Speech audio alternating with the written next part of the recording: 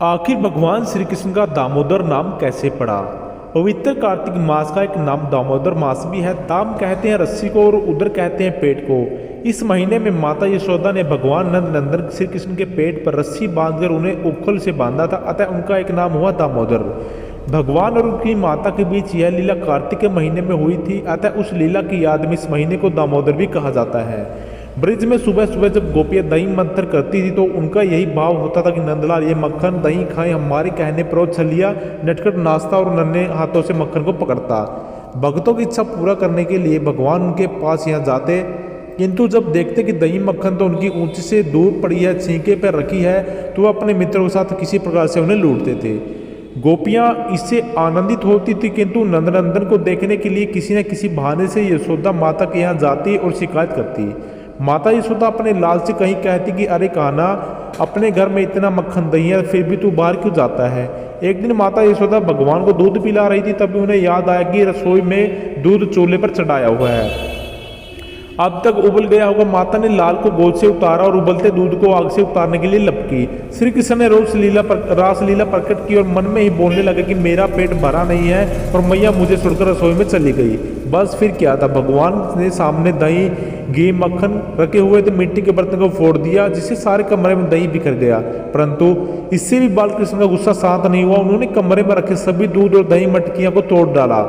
इसके बाद छींके पर रखे हुए मक्खन व दही के मटकों को तोड़ने के लिए वह ओखली के ऊपर चढ़ गए।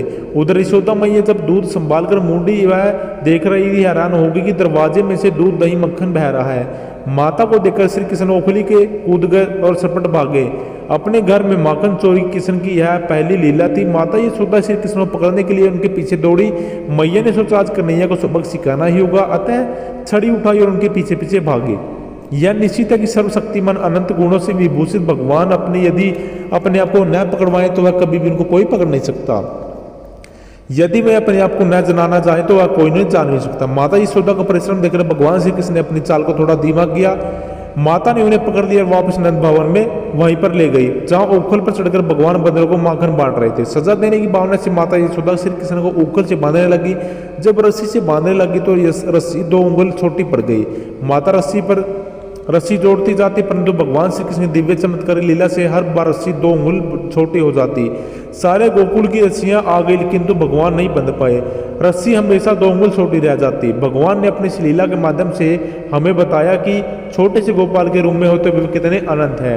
अपनी वात्सल्य रस की भक्त माता यशोदा की इच्छा पूरी करने के लिए वे लीला पुरुषोत्तम जब बंधे तो पहली रस्सी में ही बंध गए, बाकी रस्सियों का ढेर यूं ही पड़ा रहा। इस लीला के बाद से ही भगवान श्री कृष्ण का नाम एक दामोदर हुआ।